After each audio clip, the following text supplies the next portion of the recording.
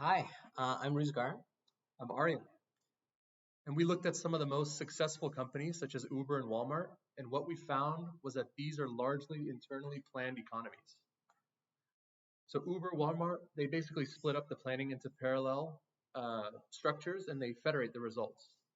But all the logistics, infrastructure software for large scale operational planning, transportation, and other things has been closed sourced and private software with planners that optimize for private profit instead of social ecological objectives.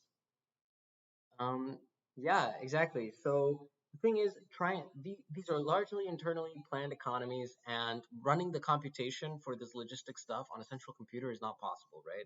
So they split up these results, and what we've done is we've open sourced the technology for large scale logistics and operational planning, transport, etc. All the things that we need to actually operate like a global supply chain, all the base data structures expressed in the value flows vocabulary for organizing international real-time logistics and coordination. What Uber is doing is they just split up the world into a bunch of hexagons and they satisfy supply and demand locally within a particular part of space. And then when you need to move from one space to another, they shift you over into another hexagon. And so they do a real-time planning of supply to demand.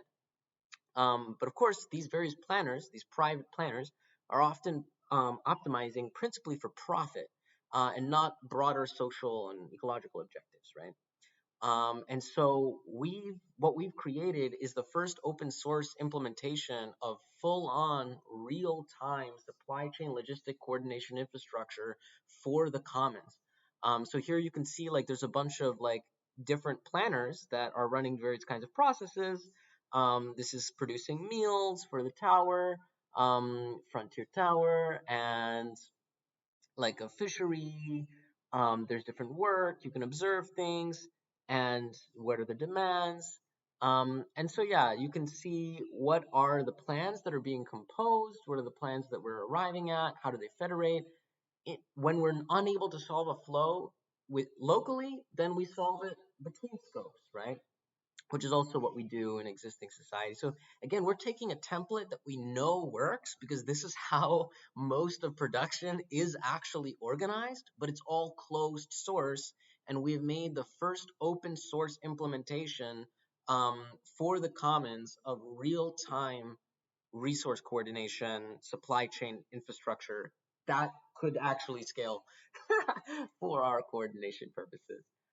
And yeah, we applied for the infrastructure, a digital rights track.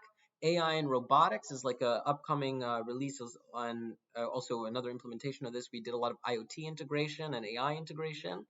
The commons vote, funding the commons and existing code.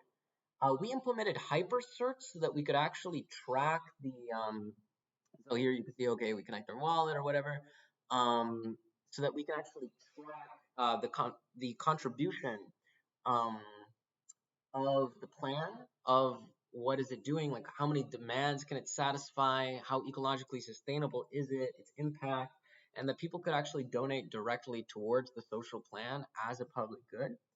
Um, and so here, like, okay, I'm going to issue a plan shirt for the federation. I'm going to buy some fraction, and this is going to basically just deposit crypto into the social plan, which you can distribute in a planned way. And so here I don't have enough of the money in my account at the moment. But yeah, so then it deposits money in the social fund, and we can actually spend that money according to the plan to substitute whatever we're not able to supply ourselves accordingly. Um, yeah, and so universal planning for society. It should be noted that we've also made a substantial contribution to supply chain logistics. We extended demand-driven material requirements planning, which is what is used to organize real-time supply chain logistics networks, into the ecological domain. So you might be able to see here on some of these things. You've got red, yellow, green. There's these buffers that come around, and that's like the reserve requirements for, in this case, wheat.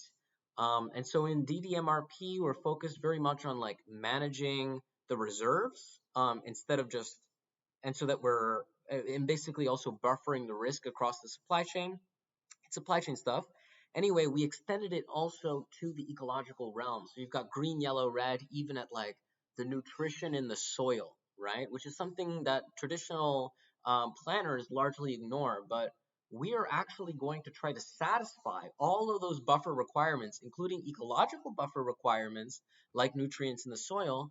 Um, and we're going to sacrifice need satisfaction to the extent that it actually leads to a more harmonious ecological plan.